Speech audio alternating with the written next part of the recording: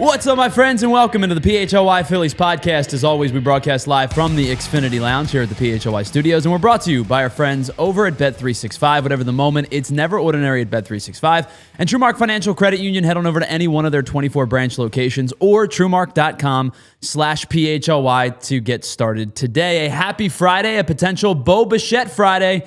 And somebody in the comments of one of our shows the other day said, "Where's Jamie? What's he up to?" And I said, "Ask and you shall receive." So we're joined by Jamie Lynch this afternoon for the first 15 minutes or so, and then he's got, boss duties to take care of. Yeah, I would recommend Bo Bichette when you get that big, fat, $200 million plus contract from the Phillies today.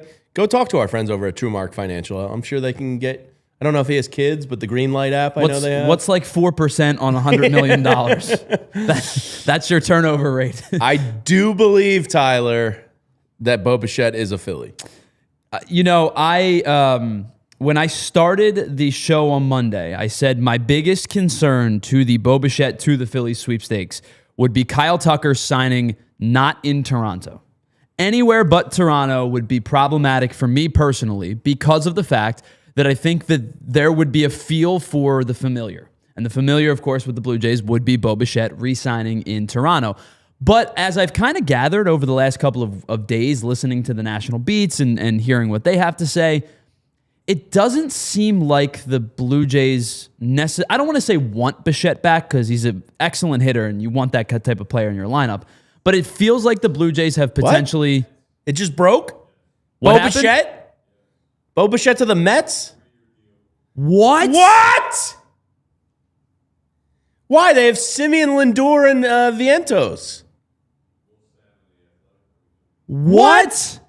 The Mets? Are you bleeping kidding me?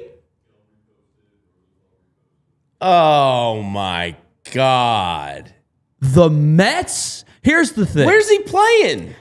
Who are they moving? So he's going to have to... What? Is he going to DH? He's not going to DH. I imagine he'll play a little bit everywhere. I guess he'll probably play... New York Mets on a 3-year deal pending physical league sell. Oh, my God. So my guess is he will play third. Because I don't think... Vientos plays maybe some Vientos first will play first. I don't think they're locked into Beatty just yet. My guess would be he's going to play a lot of third and move Vientos over to first. I got to be honest with you guys, this is not something I expected. This just knocked my socks off. Week 3. So everybody's taking contracts with the lockout in mind. Yes. And I would imagine... He's young enough that if he 3-year deal, so he'll be 29, 30 at the end of that? 31 by the end of that contract. So he can still get another one, I guess is the thinking. There you go. There you see it. Breaking news. 3 years, 126? $41 million a season. $42 million a season. So here's the thing. The Phillies were never going to give $42 million a year. I also think the Phillies were never going to give that type of money over a short contract. We talked about this on Wednesday. The play the Phillies have is to go out and give more years to keep the AAV down. That has been Dave Dombrowski's play. That has been the Phillies' play with most of the free agents that they have signed. Trey Turner, Bryce Harper, the first Zach Wheeler contract. You could even say Kyle Schwarber to an extent, 5 years and 150. I thought the way the Phillies were going to make this work was to go for a 7 or 8 year deal at like a $28 to $30 million a year AAV. That was their best way to go forward. But the Dodgers proved it to you last night, and the Mets just proved it to you now, that teams, especially the big market teams, like those two specifically, are willing to dish out small-term, high AAV deals to go and acquire these types of players. Yesterday, Kyle Tucker signed for 4 years and $240 million. Today, you see it 3 for $126. There's Passan talking about it after losing out on the Kyle Tucker sweepstakes. You want to talk about moving quickly? He talks about moving quickly. That was at like warp speed that they pivoted, because the report was they were going to go full tilt for Cody Bellinger, and they still might. They might go get Bellinger. He'd be their everyday center fielder, because when we were talking about the Mets, they shed salary, shouldn't say shed salary, but they gave up salary by not retaining Pete Alonso, not retaining Edwin Diaz, trading off of, well, I mean, I know they've acquired Marcus Semien, so it was kind of, a wash there.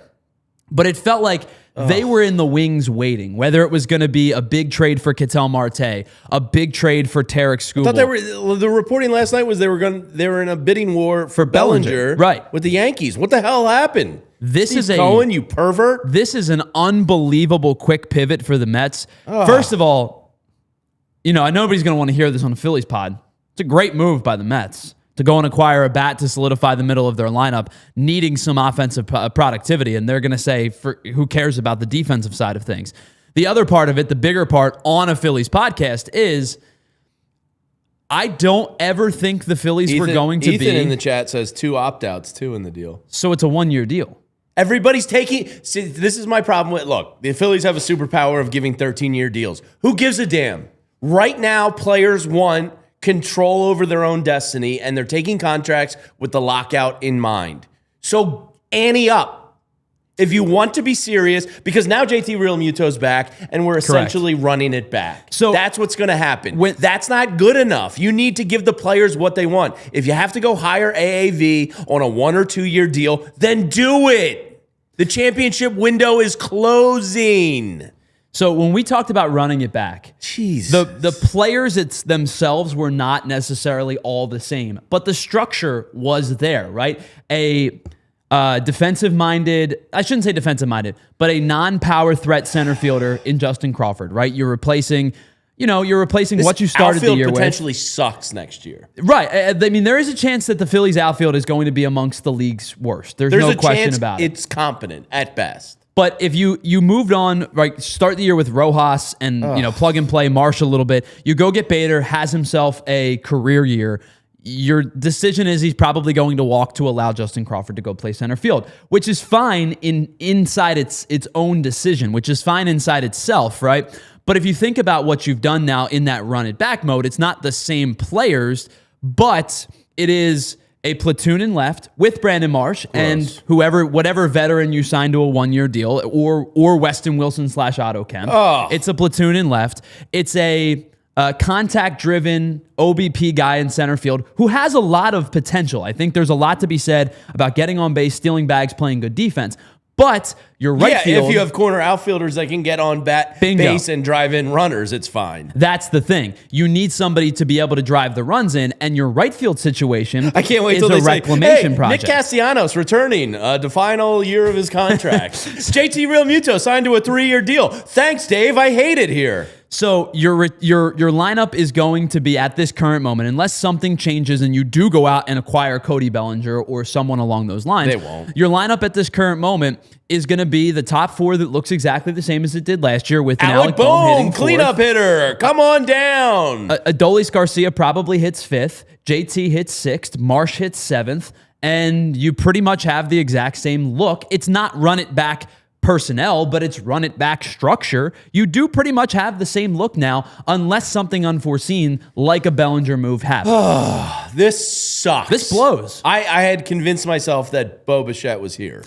It just made too much sense. That's the thing. If you really let a high AAV short-term deal prevent you from him going to a division opponent, because, one, you were going to lock up the NL East. The Braves are going to be a little bit better again next year. I don't believe... Fully agree. They're going to regress like they did last year. The Mets just got better. If you got Bo Bichette, you probably created the easiest path to a division title. Now the Mets may have jumped you offensively, probably did. Phillies probably still have the advantage when it comes to pitching. They did lose Edwin Diaz, but now...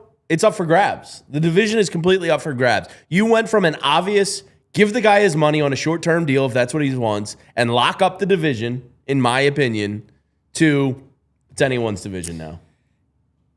I don't know what the pivot point is. That's a big There's not much else left. Right. That's why Bo was critical to this. This was You need a righty. You can't get another lefty. You just can't. The offseason has been drug out for a lot of teams. But a lot of guys have been signed over the last few months. You were able to retain your power hitting Kyle Schwarber. Needed to be done. You and I talked about it when it happened. It was the right move to be made.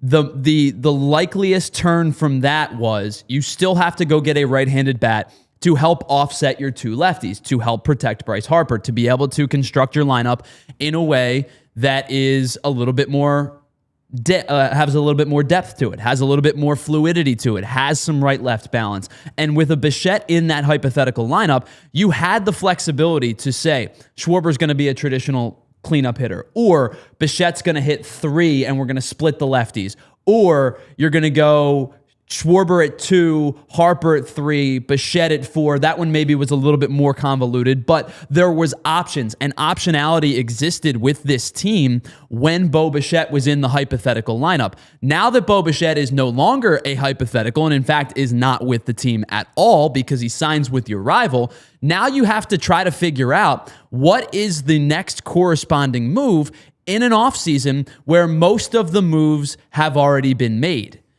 The offensive pieces left in free agency, sans Cody Bellinger, which is happening. Not very fruitful at this point. No, it's terrible. My Mets buddy did just text, can Bo Bichette pitch? Well, and that's the thing. So we talked about it the other day. Their pitching is terrible. The Mets starting rotation, even with a full season we expect of McLean, who I think is going to be a stud, Tong probably at some point, Sproat probably at some point. They miscalculated their starting rotation last year by not bringing back Severino, by not bringing back Quintana, not getting what you expected from Minaya, having Griffin Canning go down, not having enough fluidity. Kodai Senga got hurt and then really was never the same. Their starting rotation is still, even with the young infusion of those 3 guys, eminent. It's still not all that good. But this is not a spot where the Phillies could have sat and said, well, we didn't get Bichette, but we can get fill in the blank. You're out of options. Unless it's definitively Cody Bellinger. Which I really don't think there's any scenario. So I would be more surprised if I woke up tomorrow morning with my head sewn to the carpet of my bedroom floor. Great pull by you. Yeah. Great pull. pull. Then I would be if Cody Bellinger, this just sucks. And look, the Phillies are still a good team. And a lot of teams in Major League Baseball would be envious of what the Phillies have. But it just reeks of trying the same thing again. Because it's a lock. JT's coming back now. Let me read you the top 10 market value estimates from Spotrac of free agents remaining. You tell me which player, A, you would want, and B, which one you think is a viable option. Because it's a lot of starting pitching. Framber Valdez. Of course, you'd want a Framber in your rotation, but I don't think they're going out and acquiring a starter. Not with Andrew Painter coming. Cody Bellinger. Not happening. Lucas Giolito. Zach Gallen. Brandon Woodruff. Chris Bassett. I just ran you 4 straight starting pitchers. Eugenio Suarez is next. I don't know if I have any interest. If Alec Bohm is batting 7, 8, or 9 in my lineup, I like it. If he's batting 4, 5, or 6... 6 may be a stretch. Maybe I could settle in with him as a 6. I think I'm fine with him hitting 6th. But if he's hitting 4th or 5th, you're not winning a World Series. Bryce Harper needs a right-handed bat to protect him desperately. That was the biggest crux of the offseason, was get a right-handed bat that can protect Harper. Bo Bichette was that, and you just let him go to a division rival. This sucks. I hate it here. I'm going home. Next group, Marcell Ozuna. JT Realmuto. Ozuna, a better baseball player than he is a human being. You could probably do worse at this point. It doesn't excite me by any means. Okay, the final one. Savali, Martinez, Littell, Cortez, Sir Anthony, Chris Paddock, and then you get to Jonah Heim, Harrison Bader, Ramon Urias, and Luis Ariz is in that list as well. Nobody really makes. There's a lot of deflated feel in this room right now, and rightfully so. Yeah, there's not a lot of people that scream this is the path to the World Series. Last night in our Discord channel, we were legit debating 1 through 4 of the Dodgers with Kyle Tucker versus 1 through 4 with the Phillies and Bo Bichette. And do you know what their WRC would have been last year compared? The Phillies WRC, that group? Versus the Dodgers top 4 with Tucker. Probably comparable. Really close. Yeah. It was 553, I think, to 542. Wow. Now, Mookie Betts had a down year. I don't necessarily expect that again, but Freddie Freeman's on the decline. Does Trey Turner match? But regardless, it was that close to being competitive 1-4 with the Los Angeles Dodgers if you simply made this move. It balanced the lineup. It gave you Harper protection. It made you an exponentially better team. And you let the Mets and their desperation steal him from you. All right, now let me give you... You had Don Mattingly. Donnie Baseball. Let me give you this top four. It's not quite the same. Lindor, Soto, Bichette, and a guy who I think is an underrated hitter in this league, Jorge Polanco. It's pretty good. It's a pretty good top four. And what, Vientos 5? And then you probably go, whatever your group is, Semien, Beatty, Alvarez, Vientos. Their 1-7 Tyrone Taylor is offensively better than the Phillies 1-7. As of right now, Fangraphs has Bo Bichette projected to play third. Yeah, I think that makes the most sense for them. So if Bo Bichette... he's not good defensively. If Bo Bichette were here, well, we're playing hypothetical at this point because it doesn't really matter, would you have slotted him at third or second? Stott is a Gold Glove caliber second baseman. I don't want to give that up to put a bad defender in there. I'd rather just take my lumps at third, I think. Okay. So I'd rather get rid of Bohm, put Bo there. But we can't even do that because that conversation. I know you got other things you got to do, but I'm going to leave you with this. Ugh. The Philadelphia drink all the beers this The week. Philadelphia Eagles, 76ers, and Flyers this week are a combined 1-7. This is a really bad week, Tyler. Yeah, the offensive coordinator got fired. That's a good thing. That's a positive. But it's the reason, I shouldn't say it's the reason. It's one of the reasons the Eagles aren't playing this weekend. Yeah. Bo Bichette does not sign here. Can anything else in this city, sports-wise, go wrong? Yes, there is no suffering. Dan Vladar's hurt. Yeah. Suffering knows no bounds. Yeah. It can always get worse. So don't say that because my mind immediately went to a big fella in town. Don't you do it. Yeah, I'm not even going to say Don't you put that evil on me, Ricky Bobby. Yeah, suffering can always get worse. I will leave you with this. This sucks. Is Harrison Bader back? At this point, he's probably back on the table. I mean, right? Yeah. You have to do something. This is fun. We're having fun. You need to get an insurance policy for the outfield, and Bader doesn't have the health that you feel great about, but he showed a clutch bat. He showed an energy to that dugout. I don't know. Maybe you consider it. I look forward to 2033 when Francisco Renteria headlines this lineup. He's exciting. So we got that going for us. All the report looks great. We'll talk about him in a little bit. But that's probably the only good that has come in the last week. This sucks. Yep. Jamie, I know you got a million things going on. Thank you for for commiserating with us. I thought we'd have a little bit more fun to talk about. Yeah, no, we can't even talk about how the Dodgers are evil. We still will, because I disagree with you. I'm just going to...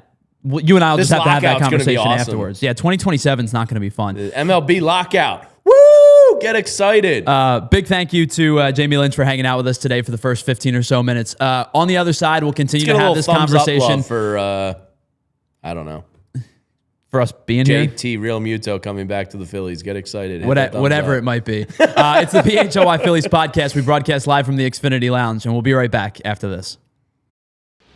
New year, new you, right? That's what they always say. And if you're thinking about that with your finances and you've been waiting to take an advantage of a great offer to boost your savings, that's where our friends at TrueMark Financial come into play. They are offering a limited 5-month certificate at 4.25% APY. And with a minimum deposit of just $500, it's super easy to get started. So whether you're thinking about a special goal, whether that's a vacation, or, maybe popping that question to a special somebody, or you're just thinking about your emergency fund or want smart ways to make sure that your money works just a little bit harder, this certificate is a great option. You can open your certificate today at TrueMark.com or by visiting any one of their 24 branch locations. Annual percentage yield is accurate as of 12/15/25 and is subject to change. Certificate requires a minimum deposit of $500. Federally insured by the NCUA. Visit TrueMark.com for full details. Again, visit TrueMark.com for full details today.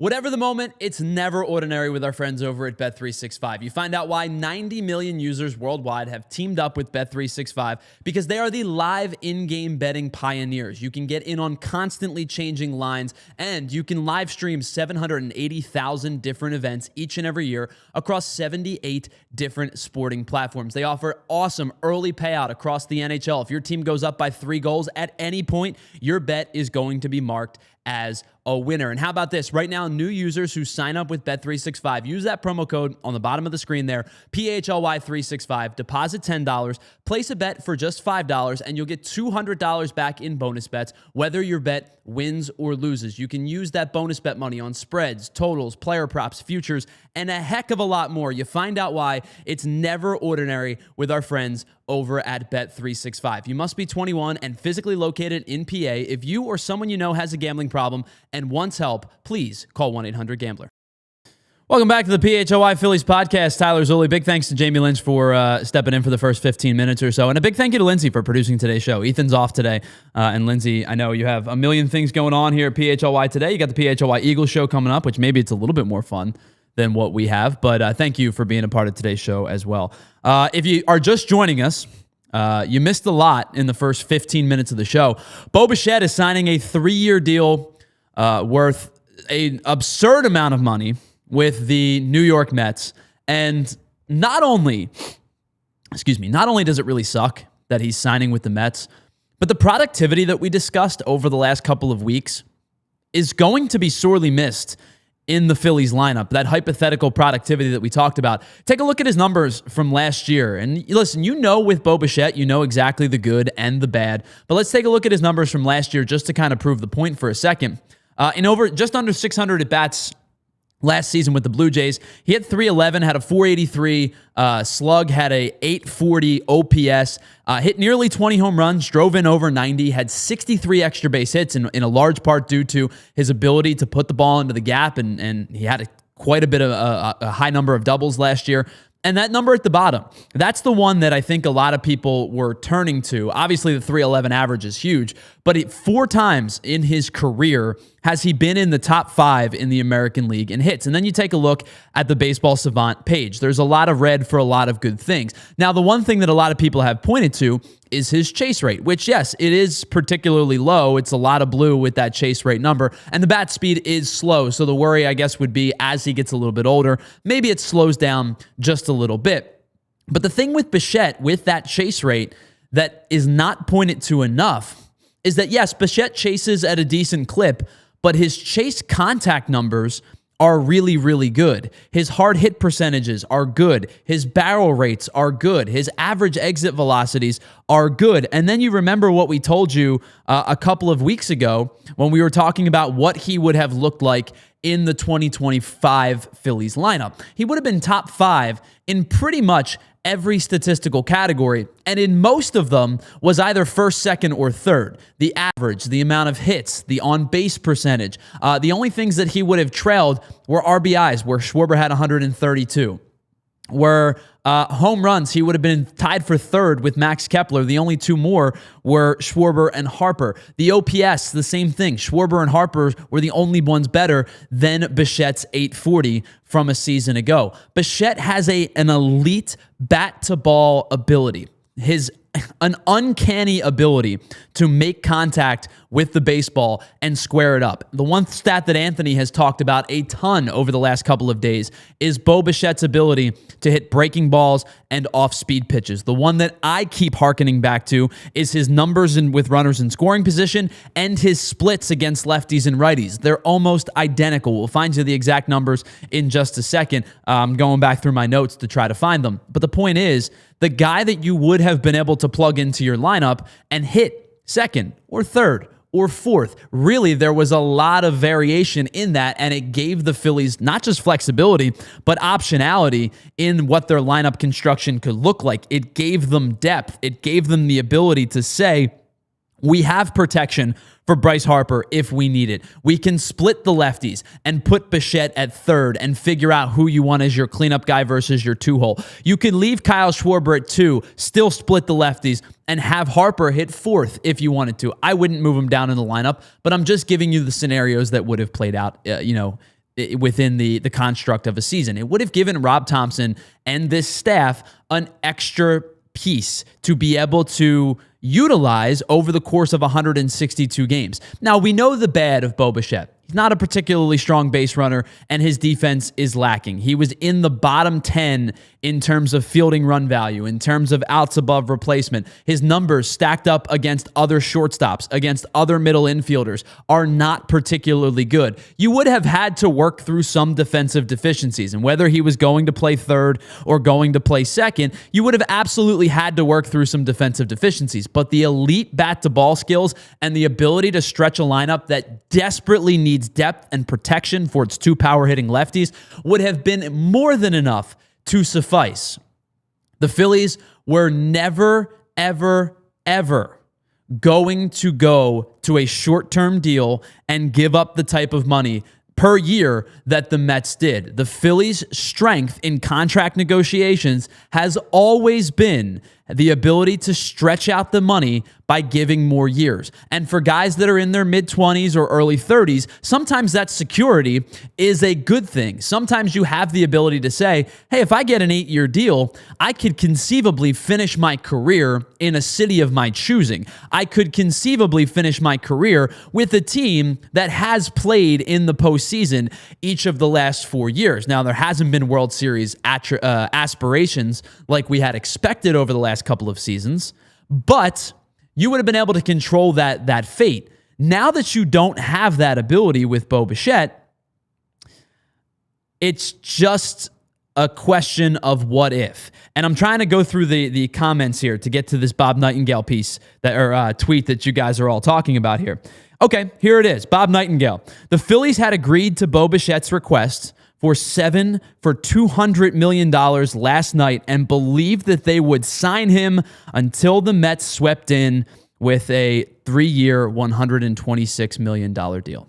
So what Bo Bichette calculated was he was willing to give up the security of 7 years and $200 million, which would, just trying to do some quick math really quickly here, come out to be $28-ish million a season, somewhere in the $28 to $30 million a year range, a little less than 30. He was willing to give up the security of a 7-year deal for 40 some odd million dollars a season, and to get back into the free agent pool at just 31 years old, where he could conceivably get another 5 or 6 or 7-year deal worth maybe another $200 million. Maybe by the time that contract is set to roll around, he continues to be an offensive force, figures out where he's going to, stabilizes himself enough defensively at either third or second or whatever it may be to get back into the free agent market and get a 7-year deal worth $200 million. And then you put that two together, you end up getting 10 years and $326 million. I don't fault Bo Bichette for taking the short-term deal in this particular instance based on the AAV that the Mets were willing to offer. We talked about this with Kyle Tucker the other day. The only bad spot for Kyle Tucker to be was in a 5-year or 6-year window. If he was going to take an 8 or a 9 or a 10-year deal, made total sense. If he was going to take a 2 or a 3 or a 4-year deal for a ridiculous AAV, makes total sense. And the same can be said for Bo Bichette. It makes sense that Bo Bichette opted for this short-term deal, put himself back into free agency, and who knows, maybe he's going to end up getting 10 for $400 when this thing is all said and done. You never know what contracts are going to look like. I know that there is a looming piece of 2027 and a potential lockout and a potential CBA change. And is there or is there not going to be a cap or a floor or both? But what teams are doing right now is showing a willingness to shell out a boatload of money in individual years to keep that number low, with the thought that if there is a salary cap at some point, which I really hope there's not, but if there is a salary cap at some point, they're only on the hook for these $40 million, $45 million, $50 million contracts for 2 of those 3 seasons, or maybe even 1 of those 3 seasons if a cap per se doesn't get implemented until 2028 as part of the CBA. Or the flip side, saying that there's a salary cap floor, then they don't care. They're just going to go up and scoop up all the best players that they possibly can and reevaluate when 2028 rolls around. I don't blame Kyle Tucker for taking a 4-year, ridiculous $240 million deal. I don't blame Bo Bichette for taking this 3-year, $126 million deal. It doesn't mean it sucks any less as somebody who covers this team and all of us here who are Phillies fans. This doesn't soften the blow of what felt like being on the 1-yard line and throwing the ball as opposed to giving the ball to Marshawn Lynch. Except you didn't control the offense in this particular situation. It feels like somebody said, you have to throw the ball. And that's where the Mets swooped in. I know it's not a perfect one-to-one analogy, but it does feel like the Phillies were, as Bob Nightingale points out, were legitimately on the doorstep of making this deal. And 7 years and $200 million, I think would have been a fairly respected deal around the city. I kind of felt like it was going to be 27 to 30 million a season, and the tool that the Phillies had in their arsenal was giving 7 or 8 years. That is certainly what it felt like was going to end up happening. Now, we have to turn our attention to somewhere else. I don't know where that somewhere else is. Because as Jamie laid out, it's January 16th. Spring training starts in a month. The season starts in a month and a half, or 2 months. At the end of March. A lot of guys have signed. We gave you that list. It's not particularly pretty. And I know a lot of people, we talked about it briefly, me and Jamie did, and I see some people in the chat talking about Eugenio Suarez. I have no interest whatsoever in Eugenio Suarez. And listen, now I'm being picky. I understand that, where I don't have the right to be picky because this team's got to acquire a right-handed bat somewhere, and he's one of the few left that are on the market. I don't particularly love Eugenio Suarez's game at this point. Sure, the power's there, no question about it. There's no doubt about it that at Citizens Bank Park, he might hit you 35 home runs. No doubt about it whatsoever. But when you talk about this offense that has been predicated on a lot of guys with bad chase rates, a lot of increasing whiff rates, having Eugenio Suarez to that fold adds another one of those type of players. The power, undeniable, no question about it. But if you've got a guy who's going to hit 220 for you, play pretty poor defense, and that's the one calling card is the power without the other substance, I'm not sure I have any interest in Eugenio Suarez at this point. I didn't have any, let me rephrase that. I had interest at a point to Suarez at the trade deadline last year, but I wasn't going to do what the Seattle Mariners did, which was acquire, or what the Diamondbacks did, was flip Josh Naylor, and then the Mariners end up re-signing Naylor this offseason, pretty early in the offseason, which made sense to get him to that extension. I think if you gave me 1-to-1 Naylor or Suarez, I'm taking Naylor. And I think that, positionally, age, I think all plays a factor. It's why Naylor got the big extension and Suarez is still a free agent. I know that I can't be picky at this point. If I were Dave Dombrowski and the Phillies, I can't be picky at this point. But I don't particularly think settling on Suarez is the right move. I think at this point, the likelier scenario is that the Phillies are probably going to have to try to make a trade, which means further depleting your already pretty depleted farm system. You have, in my opinion, let me rephrase that. You had 3 untradeable guys, in my opinion, in your farm system. It was Andrew Painter, it was Aiden Miller, and it was Eduardo Tait. You decided to move Tait to go get Joan Duran. I can't fault you for going out and getting the best closer in baseball, but you did hamper at that point your catching depth, which was extremely barren to begin with. But you went out and acquired the best catcher or the best closer in the game that was readily available. And I don't fault you for that. You've got a guy who's going to be here for several more seasons, and I would imagine they're going to try to lock him up at some point long term. But you moved one of your 3 guys that I felt was a untouchable type of prospect. Now you have 2.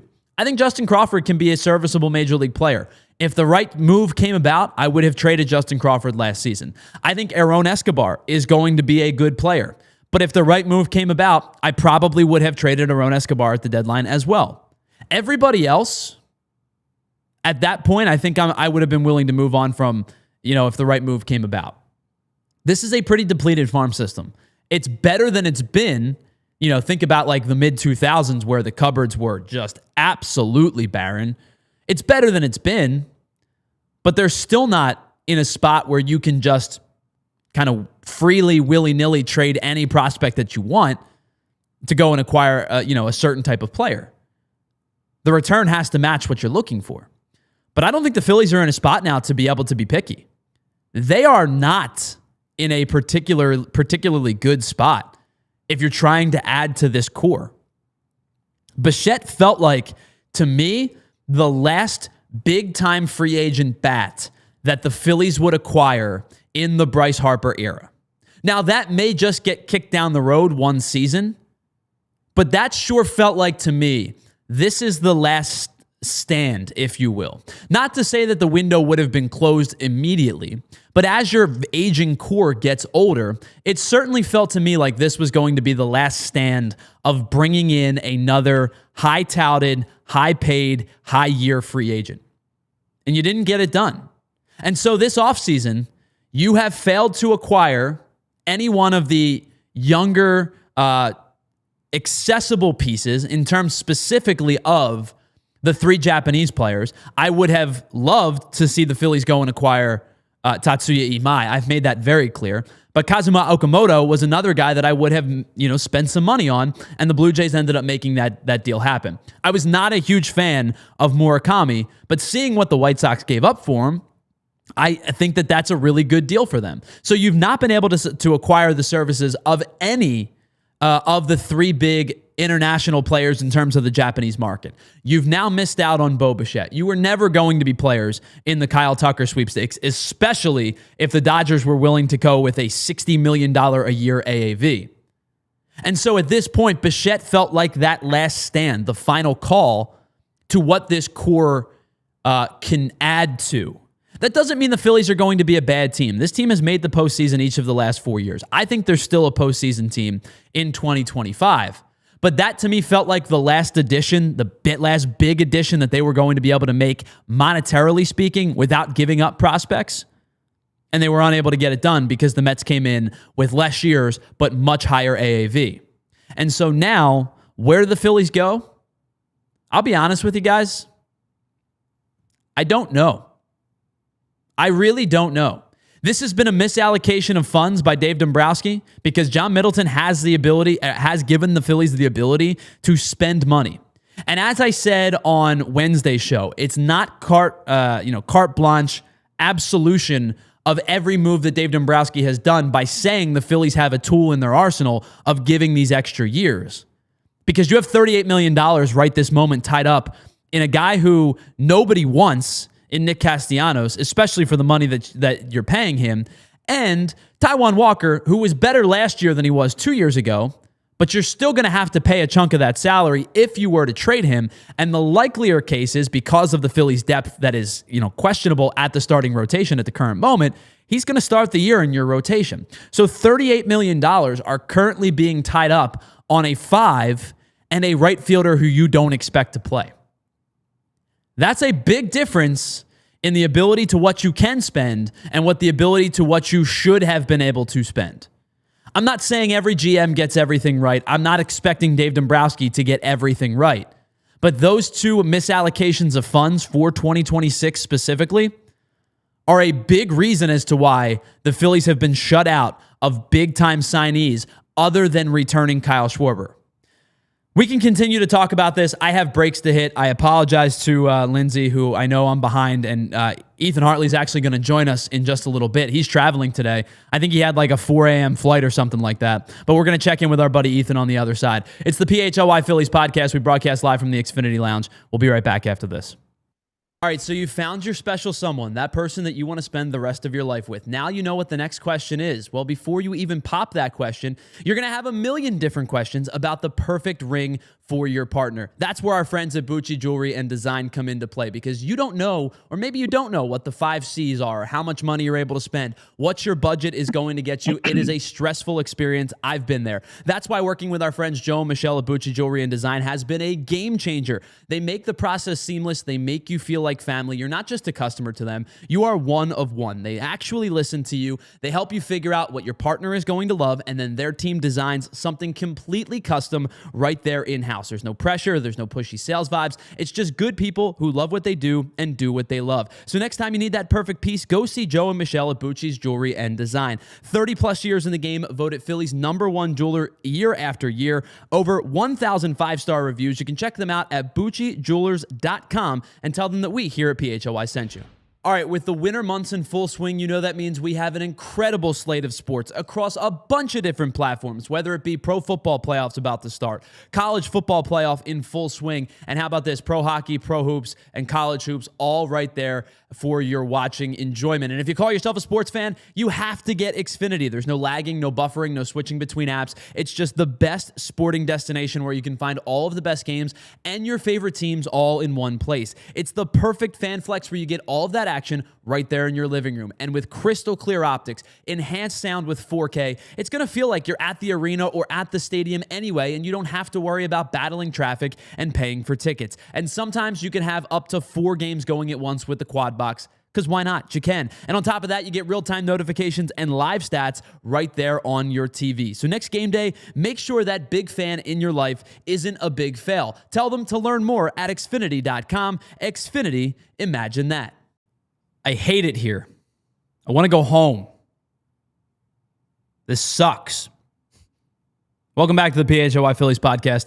Tyler Zula here hanging out with you. Is obviously, if you've not heard the news by now, Bichette has signed with the New York Mets on a short-term but hugely high AAV deal. And we're going to go to our friend who's normally with us. He's traveling today and took some time out of his day to join the show. Joining us on the Xfinity mobile call-in line, it's our buddy Ethan Hartley. Ethan, you were pretty... I've not seen you animated like this in our group chat. This was before the Bichette news. This was strictly based on Kyle Tucker. I'm just going to let you riff because you were pretty pissed off 12 hours ago. I can't imagine how you're feeling now. Run it back, run it back, run it back, run it back. I'm out of words. I was going to call in just to go ham about we've lost baseball. This all started with Ohtani, and the deferrals are horrible at 98%. So coincidentally, I went to bed at 9:30 last night. I woke up at 2 a.m. for my flight. Kyle Tucker signs. Like, it's the first thing I see when I wake up, and I'm losing my mind. I sent a text. I said, this is ridiculous. I have to sit on a 2-hour plane ride at just an egregious time thinking about how we've lost baseball. I get to my destination. I take a 3-hour nap now. I wake up, I thought, I'll tune into the PHLY Phillies show. 1 minute in, Bichette signs. Stewing. So I've determined I am never sleeping again. Ever. the bad news always happens when I sleep. So it's never happening again. But I'm at a loss of words. Well, the good news is really you're in a prime position to get a really good energy drink deal. Because if you're never going to sleep again, you got to figure something out. So I don't know if you like Ghost or if you like Bang or Rain, but like you pretty much have your energy deal of choice at this point.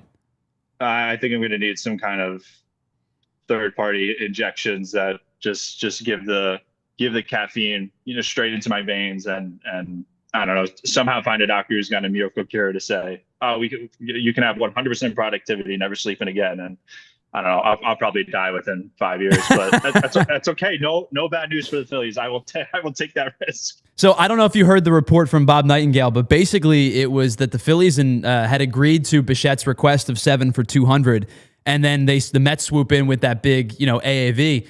And I can't help but think the conversation you and I had on literally 48 hours ago about the only bad place for these free agents to be would be 5-ish years, and both of them decided, I'm going to hit the free agent market again later in my career. I'm going to make bank for the next 3 or 4 seasons, and I still probably will come away with another long-term, large contract at the midpoint of my 30s, especially for Bichette, who will only be 33 or 31 when this contract shakes out.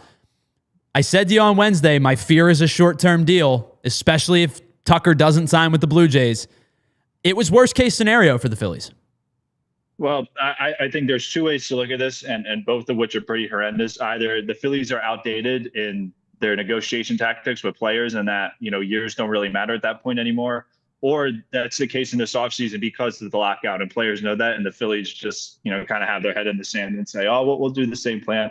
I thought it was so insane how quick of a turnaround it was where, Steve Cohen knows Kyle Tucker's gone, that's off the table, and he pivots to the next best guy. He calls up the agent, the agent truthfully tells him, we got 7 years for 200 on the table. He's like, hold my beer, and just blank check into the sun kind of money. Like they were never going to pay him that. And that's a fair understanding, but we're outdated at this point in time. The Phillies really need to look at themselves as an organization and how they handle negotiations and recognize that, hot off the press free agents just don't want this kind of ideal long-term contract anymore, unless it's somebody who probably doesn't really deserve it in the first place. And, here we are, two major free agents have now pivoted in that direction. One going to the Dodgers of all people, which I can't help but think we probably really lost baseball when 98% of Ohtani's money was deferred, because it's just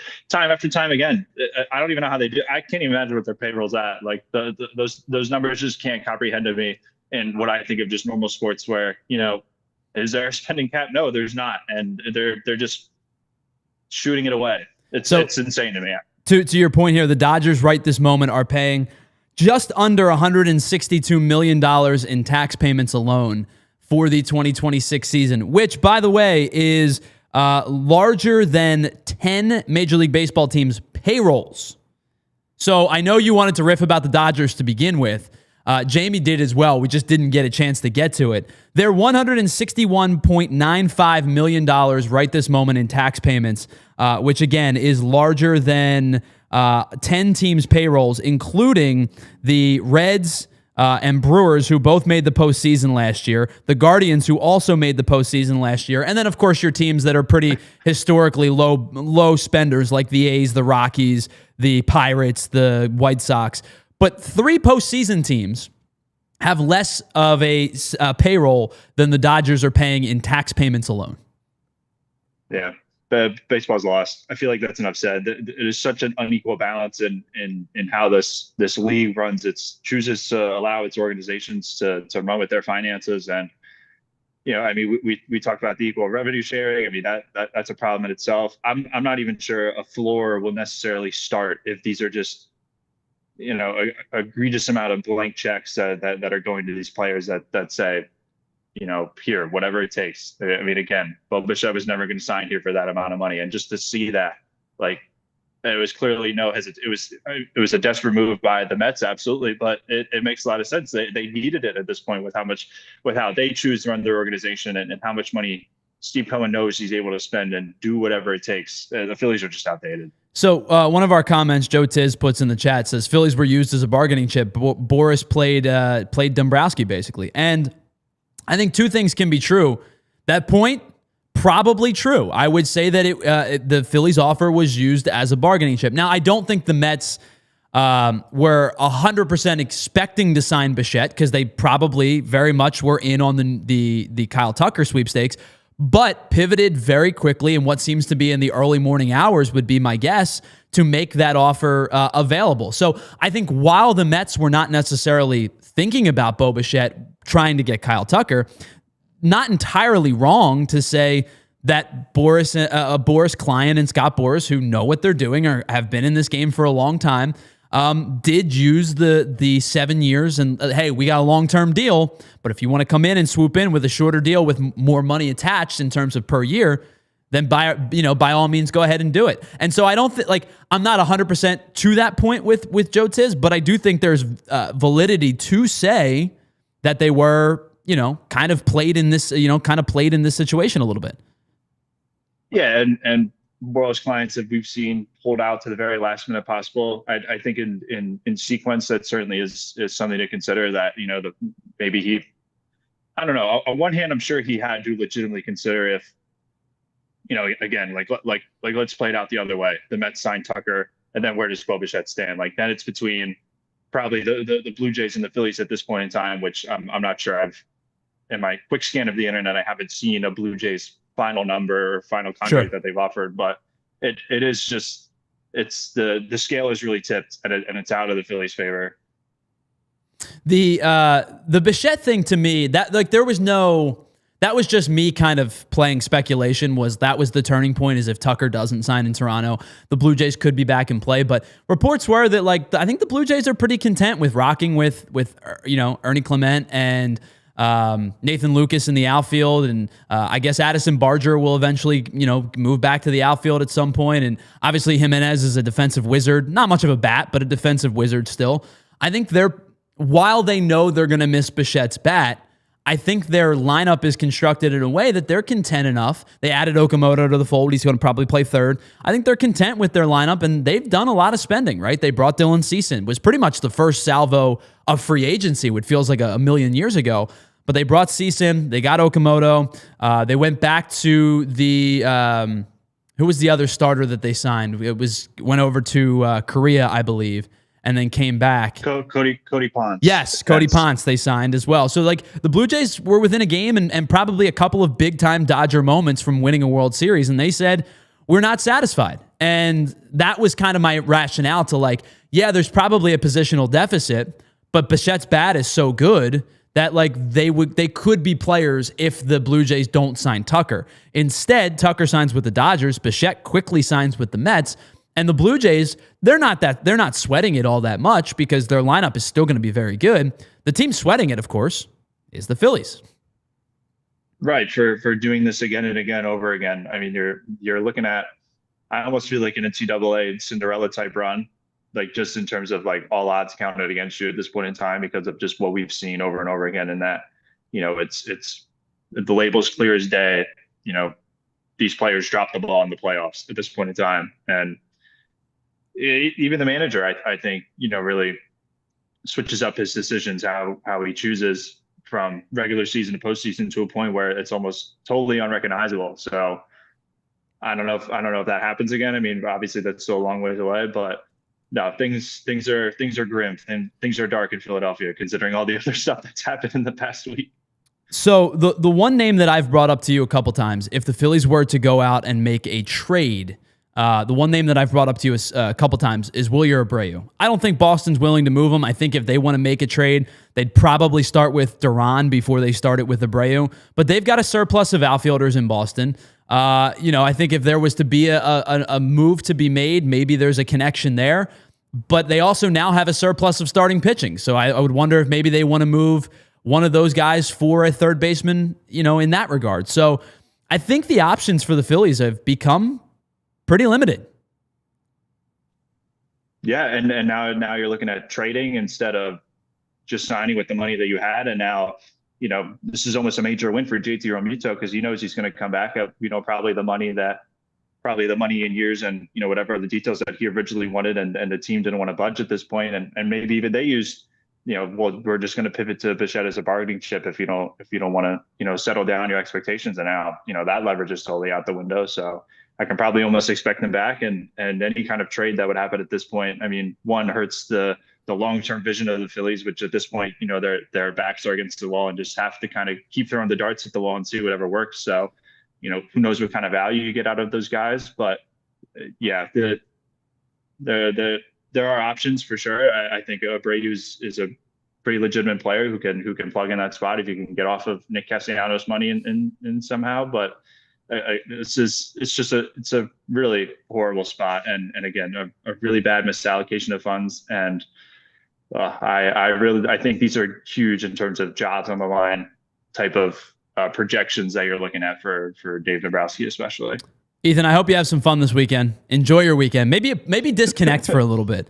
Don't even check in for the rest of the show or the rest of the weekend. I can't sleep.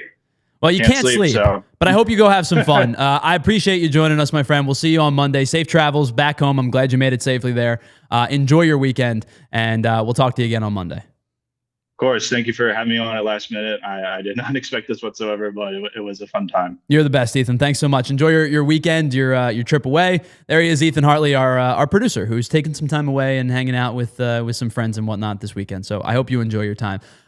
We have one final segment really quickly to wrap things up. We'll continue to have the conversation. A lot of good talking points in the chat. I want to say hello to everybody as well. Really appreciate you all for being here. But we do have to break one more time. We'll talk more about it on the other side. It's the PHLY Phillies podcast. We broadcast live from the Xfinity Lounge. We'll be right back after this. Guys, let's be honest for a second. You get into your 30s, things start to get a little bit more difficult. Your workouts become harder. Your recovery time seems to take more time. So you start to do Google searches and figure out what's going on. Is it just because I'm getting older? And what keeps coming up? Well, potentially low T. And doctors, they act like TRT. It's no big deal. Just $3,000 for the rest of your life to shut down your natural production of testosterone forever. So if you want to head into the new year, turn back the clocks and make things easier for your body the natural way, that's where our friends at Mars Men come into play. They give you the same benefits of optimized testosterone, the energy, the strength, the focus, without shutting your body down. It's real natural ingredients, and it's like hitting the reset button on your body and your hormone factory instead of shutting it down entirely. So for a limited time, if you're interested, our listeners right now get 50% off for life, plus free shipping and 3 free gifts at mengotomars.com. It's a perfect way to kick off the new year strong. Again, mengotomars.com for 50% off and 3 free gifts when you check out. Do you really want one of your starting pitchers pinch hitting in a big spot? Of course you don't. It's not worth the risk, the time, or the money. You want to keep your stars focused on what they do best. And the same can be said for your business. You don't want your top people buried in operations, the tedious, time-consuming, redundant activities that not only take their time away, but also wear them down. You want to make sure your impact players stay fresh and focused on what they do best. That's where our friends at Togo come in. They're an integrated part of your team that take the work off your starter's plate so they can focus on making your company and your business move forward. Every engagement starts with free process mapping and engineering, and there is not a dime billed to you until the real work begins. And with each Togo program, they include a dedicated staff, custom automation, and a US-based process engineer team who act as your quarterback while you stay in control. At Togo, they turn your playbook into performance. You call the shots, they execute your way, and they advise along the journey. Visit harnesstogo.com to scale smarter, work faster, and stay focused on winning. All right, welcome back to the PHLY Phillies podcast. One final segment here. It's time to get to our big takeaway segment, which is brought to you by Xfinity. Xfinity, imagine that. Of course, they sponsor all of our breaking news segments as well, and this does qualify as breaking news. That is for certain. However, today our big takeaway involves you all in the chat because it's been a very lively chat, and the dread and dismay that I've seen from a lot of people. I think it's been really good, rational conversation for the most part, and I know people are frustrated and angry, and I give you all a lot of credit for being passionate fans and also still being, level-headed in this situation. I just want to read a couple of your comments to get you what our big takeaway of the day is. Let's start with CMP. I'm not even sorry. I can't anymore. And that's a lot of Phillies fans are going to feel that way. I know that there's a lot of feel to that, a lot of sentiment to that as well. This one comes from me, Rich. The biggest storyline of the Phillies offseason was the GM ripping the star player to no longer being elite while subsequently failing to make a move to protect him in the lineup. Something we talked a lot about, Rich, over this offseason was you got to figure out a way to protect Bryce Harper. And that doesn't necessarily mean you need a 4-hole hitter in the sense of like traditional big bopper 4-hole hitter type of guy. But it did mean you needed to add some depth to this lineup. And Bichette, for example, I mean, probably the most premier example available, but Bichette, for that example, allowed you to stretch your lineup in a way that let Alec Boehm hit in a natural 5 or 6 spot, that had Brandon Marsh fall down 1 spot, that had JT, if he is back, which I would assume at this point he probably is, fall down a spot or 2, to allow Justin Crawford to probably hit naturally 9th in the lineup, to split your lefties and righties. But all of it was to protect Bryce Harper in the end. And you didn't do it so far. So unless a trade gets swung or, you do just say, forget it about lefties and you're just going to go and get a left-handed hitter like a Cody Bellinger or someone along those lines, then I think that, you probably have missed the point of the offseason. And I'm speaking you, meaning Dave Dombrowski, kind of has missed the offseason. The last one I do want to bring up was probably to my Willie Abreu point from Steven. Says trading for a player because you missed out on a free agent is the definition of a bad move. Don't necessarily disagree with you on that one. Bringing up Abreu is not something that was new to today for me. I would have tried to trade for Willie Abreu at the trade deadline last year. I would have done it for the entirety of the offseason. I know it's a hefty price. Really, really good defender. Bat has gotten much better over the years. I like him a lot. I know he's left-handed. I know there's a lot of people that are saying you need a righty, myself included in that conversation. But I do think there is value in going and getting good players. No matter, you figure out the lefty-righty situation later. Abreu would certainly cost you a lot. I think he's still relatively team-friendly contract. I would imagine he's somewhere in his arbitration years without, knowing fully what his contract looks like off the top of my head. But I would imagine he's probably somewhere in his arbitration years. He may even, in fact, still be in pre-arb. In fact, he is still pre-arb. His arbitration kicks in next year, which means he's not a free agent until after the 2030 season. That's not a new sentiment for me. That's just somebody I've long liked and would absolutely love to add to the lineup. I know he's not right-handed, and I understand that that's what everybody's looking for, is to add a right-hander, especially a righty with pop.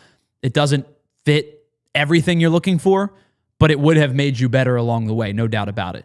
But that's our big takeaway segment of the day. Just wanted to get some of your thoughts. The big takeaway is a lot of people are not happy about this lack of move, and I totally understand as to why you're not happy about this lack of move. Because as we said earlier, there is kind of a misallocation of funds. Like, nobody wants Nick Castellanos was the report. Basically, even at, if you're willing to take on 15 of the 20, nobody is interested in the Nick Castellanos deal, even at $5 million. I'm just making that number up, but that's certainly what it feels like. Again, Taijuan Walker, who's probably going to play a pretty important role in your rotation, at least early, is making $18 million, and he's not an $18 million a year type of player. So there's misallocations along the way that, have caused problems. The last 2 years, your right field has been platooned with Castellanos and Max Kepler at $10 million, and now it's going to be Adolis Garcia at $10 million, and while $10 million in and of itself is not all that much money, the metrics go in the wrong direction, the numbers go in the wrong direction, the bat speed has slowed down. I know the defense is going to be good still. He's got a rocket for an arm, but you think about the right field position each of the last 2 years, it was a requirement to platoon your righty and your lefty, who combined were making $30 million last year. And you got pretty much baseline productivity. This year, you're trying to, replicate something from Adolis Garcia, but 2023 Adolis Garcia, I don't think exists anymore. I think you're probably getting 2025 Adolis Garcia. And even if you get a bounce back to 2024 and split the difference, he's still not the guy that makes me feel comfortable playing 140 games in right field or whatever it's going to come out to be. So I think there's a lot to be concerned about. Still, I think the Phillies have done a nice job of making their bullpen to a point where you trust the back end. I know you traded Matt Strahm. It was not a move that I loved, but the facilitation of that trade was done specifically to try to acquire some money. Clearly didn't matter in this particular instance, but I think adding Keller made a lot of sense. You have a strong back end of the bullpen. I do think that Zach McCambley is going to play a factor in the front end of the bullpen this year at some point. I think it's a solid bullpen. Your rotation got worse. Ranger Suarez is gone. I know you were never going to re-sign Ranger Suarez. That was not in the cards, but just inherently by the fact that Ranger is no longer here, your rotation got worse. When does Zach Wheeler come back? You hope it's sooner rather than later, but it might not be till late May, early June. So your rotation at that time frame, the first month and a half or 2 months of the season, is worse. Your lineup, at best, is probably the same, and really is probably worse. So at this point, not getting Bo, not being able to sign any of the free agents that we've discussed to this point other than re-signing Kyle Schwarber, this team is probably objectively worse at this current juncture. You got a little bit of an offseason left to change my mind, but I think at this point, there's not a whole lot of moves left to be made. And that's kind of where we're going to wrap up today's show. This is not the show that I expected to do, but here we are. So big thanks to everybody hanging out in the chat, whether you are a longtime listener, a first-time listener. I see some Mets fans in the chat. Hello to you. Just do me a favor. You're welcome here. Just do me a favor. Hit the like button on the way out before you get out of here for being a part of today's show. I want to say a big thanks to Lindsay for producing today's show. I want to say a big thanks to Jamie for joining us live for the first 15 minutes and reacting to this news as it broke. I want to say a big thanks to Ethan Hartley for joining us virtually later in the show. And of course, as always, really appreciate you all being here as well. I know that this is not the outcome that a lot of us were expecting or at least hoping for, but we'll have to figure out where the Phillies kind of go from here in terms of roster construction with about a month or so until pitchers and catchers report and spring training. We'll be back on Monday for the next installment of the PHLY Phillies podcast. At this point, I don't think there's going to be any breaking news in the next 48 hours. I did kind of feel that way up heading into today, but at this point, I don't think there's going to be any breaking news. We'll be back on Monday at noon for the next installment of the PHLY Phillies podcast. Coming up next at 2 o'clock, the PHLY Eagles show is live at 2. Sixers pregame and postgame starting at 6:30 for pregame, and then 10 minutes after the game for postgame. Sixers, Flyers, please. We'll talk to you on Monday right here on the PHLY Phillies podcast. See you. We all silly like the mayor.